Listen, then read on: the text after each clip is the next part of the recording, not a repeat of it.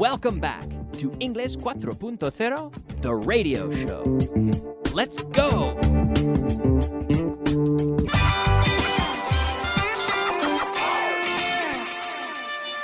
Intermediate. Hello, friends, and welcome back to the program. Welcome to the intermediate portion of class number 187. And yes, moving along through the material, approaching the end. We're getting there, so hopefully you're paying attention to all the programs and following along. We'll get started with a review of the structures we saw yesterday. We were looking at ¿y qué? In the sense of what about? ¿Y los deberes qué? What about the homework? What about? What about? What about the homework? Around here, I sometimes take a bit of criticism for my Canadian accent, they say. And you know, the best way to tell a Canadian from an American, from a person from the United States, is to listen to the way they say the O-U-T, out. Now, I say out. And Americans from the United States would say out. They would say out. So I say out, and they say out. So here, again, about. I say about, and they would say about. ¿Y los deberes qué? What about the homework? What about the homework? So we also have, for example, ¿y el jefe? What about the boss? ¿Y los demás qué? What about the others? What about the others? What about? So here, we're just generally inquiring. We're looking for more information. We're looking for details. What about the others? What about the other classes? What about my English after the 4.0 course finishes? What am I going to do? What about that? Okay. Now, the other thing we saw yesterday, we looked at the structure, we looked at the word just in the sense of simplemente. So we have simplemente ha venido para recoger su correo. He has just come to pick up his mail. He's not here to work. He's just come to pick up his mail. That's all. That's all, nothing else. He's just come to pick up his mail. Simplemente no era el momento adecuado. It was just not the right moment, or it just wasn't the right moment. That's all. It just wasn't the right moment. Things weren't right. I just can't understand what you're doing. I just can't understand these people. I just can't understand them. I can't understand you. I can't understand what you're doing. I just can't understand. Sometimes kids just won't listen. It's that simple. They just won't listen. I also mentioned yesterday this song from Will Smith back in probably the late 80s. In fact, it might have been the title of his album. Parents Just Don't Understand, it was called. Parents Just Don't Understand. Los padres simplemente no entienden. They simply don't understand. They just don't understand. Yeah. So anyhow, the word just. So we practiced with that yesterday. And we can move on now to something new. Let's take a look at our word of the day. Word of the day. All right, our word of the day is in fact several words. It's to pay attention to. To pay attention, prestar atención, to pay attention. So in Spanish, you lend attention. In English, pagamos la atención. We pay. We don't lend it. No prestamos. Pagamos. We pay attention in English. To pay attention to something. So it's important to pay attention to the classes. It's important to pay attention to the teacher. It's important to pay attention in school, for example. It's important to pay attention. I hope you paid attention when you were in school. I hope you paid attention. So to pay attention. So to pay attention to someone, or to pay attention to something, and to pay attention in certain circumstances, to pay attention in school. Pay attention. You could pay attention in the car, for example. Pay attention while you're driving. It's very important to pay attention to the road. Pay attention to the conditions around you, to your surroundings. Pay attention to something, okay?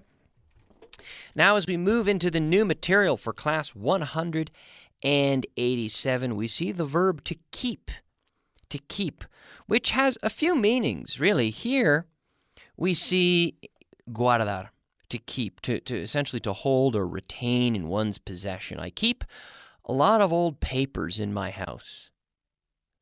I keep a lot of things, to be honest. I think I keep things for too long. I keep too many things, and I keep them for too long. I keep old papers. I keep old clothes that I never wear, really. We have an expression, we call that a pack rat. You're a pack rat if you keep things. A rat, un ratón. But a pack rat, or una rata, right? Una rata, but a pack rat. So to pack is like you pack a suitcase. You squeeze things into a suitcase. So rats are known, and mice as well, are known for keeping things, string, cloth, materials. They keep things and they form nests with these things. They keep them. So they're known for that. So we have this expression, to be a pack rat, which means that you're someone who keeps everything. You don't throw things away. You don't clean house very often.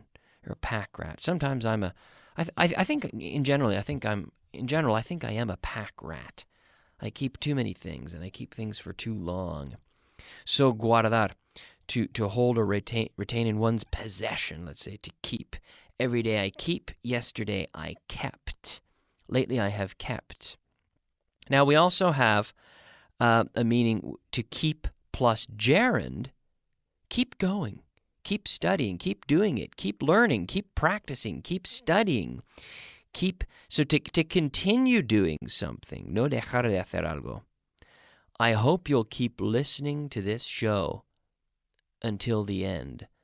I hope you'll keep listening to this show until the end. Well, why don't we take a look at a little bit of translation? So we can mix up all these uses and practice with a little bit of translation. All right, let's take a look at a few sentences of translation now. Translation. All right, yeah, we'll look at a little bit of translation. We haven't used that jingle, that ráfaga, that jingle for translation for a little while, but there we have it again, popping up in class because it is time for a little bit of translation. Siempre mantiene su habitación limpio. How would you say that in English? He always keeps his room clean. Yes, he always keeps his room clean. All right? Manténme informado. Keep me informed. All right? No problem. Keep me informed. Keep me informed. Trato de mantenerme en forma. This is true. Bueno, intento. I try to keep in shape. We could say to keep in shape or to keep fit as well, to keep fit. I try to keep fit. I try to keep in shape. To be in shape. People say, I have to go to the gym to get in shape. To get fit, F-I-T. Okay, the next one, number 4. Lleva un registro de todo lo que haces. In the sense of documentar. He's documenting things. He lleva un registro. He keeps a record of everything you do. He keeps a record. So to keep records, yes, we keep records. I keep records of all the things I cover in class. I keep records of when we have the word of the day, for example, I keep records of the words that have been covered. Perdóname, pero siempre me olvido de su nombre. I'm sorry, but I keep forgetting your name. I keep forgetting your name.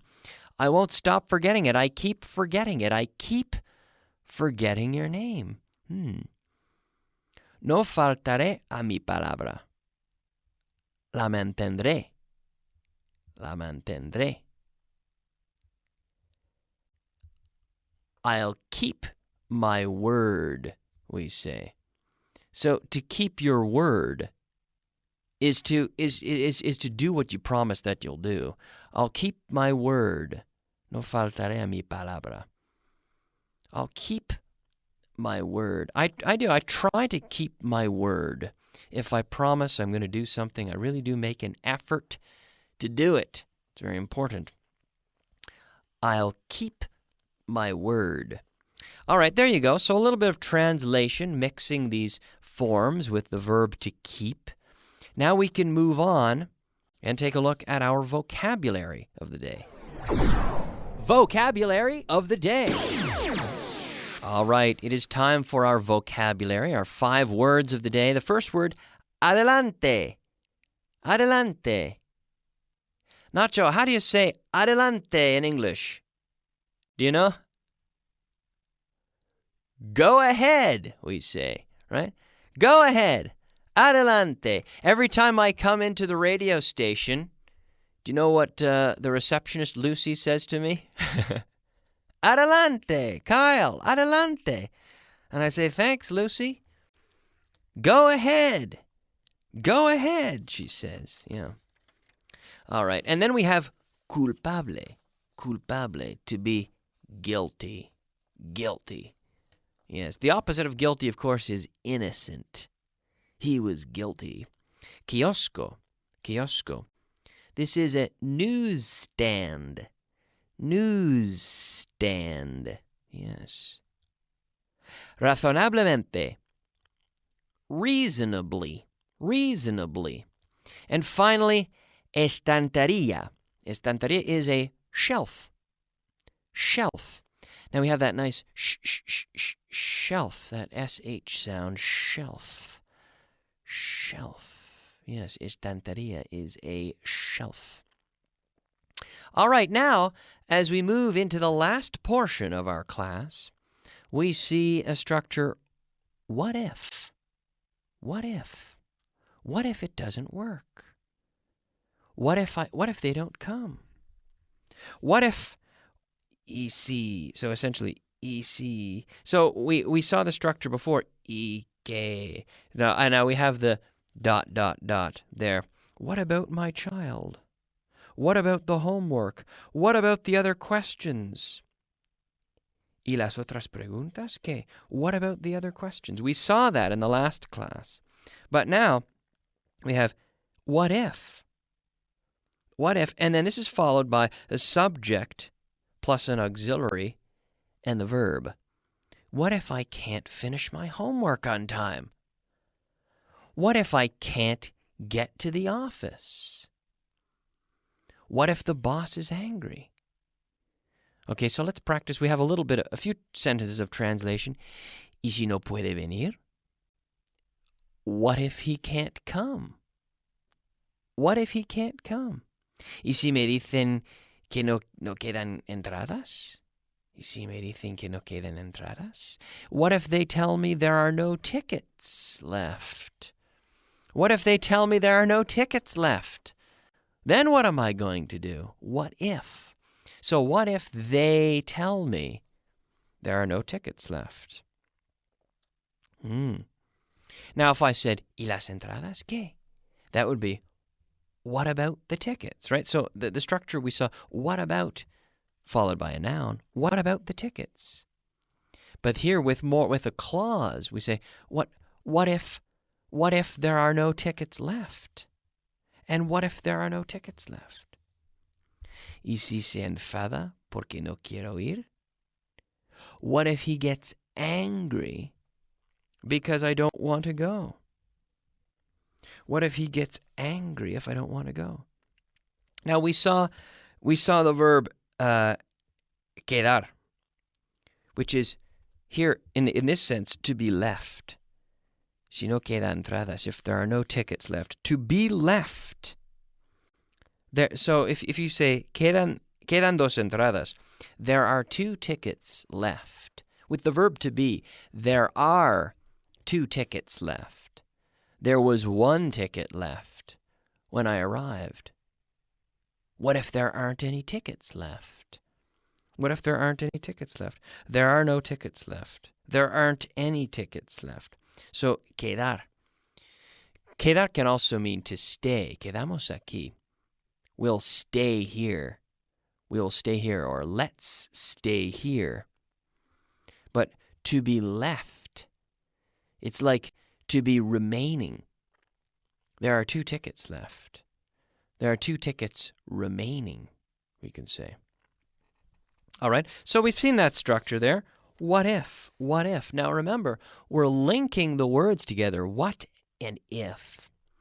If you watch the program a lot, you'll see, if you've seen Layla teaching classes, Layla loves to talk about linking the words, what, and then here we have a vowel sound, if, I. So what if?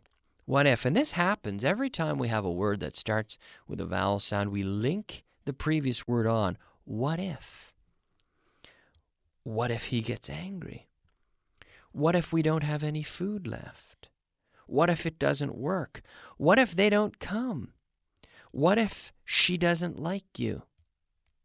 What if the boss gets angry? Then what are we going to do?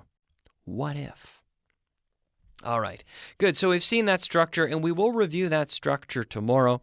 I want to just take a quick moment to remember our word of the day, which was in fact a few words, to pay attention.